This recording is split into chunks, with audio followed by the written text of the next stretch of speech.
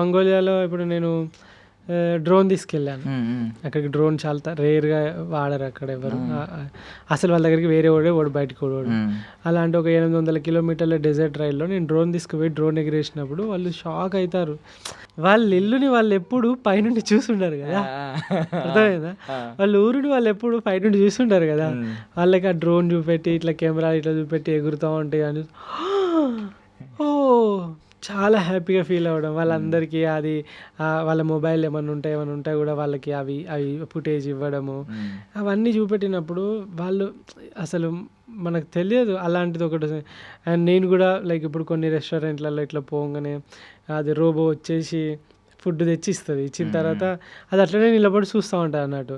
అరే ఇదేంది ఇట్లా చూస్తా, నాకు ఫస్ట్ టైం జపాన్లో ఏంది ఇంకా చూస్తాను పోతలేదు అని అంటే అక్కడ థ్యాంక్ యూ ఇట్లా దాన్ని క్లిక్ చేయాలి, థ్యాంక్ యూ అని చెప్పేసి క్లిక్ చేస్తేనే పోతాను. అంటే ఇట్లా క్లిక్ చేయగానే థ్యాంక్ యూ అని పోతుంది.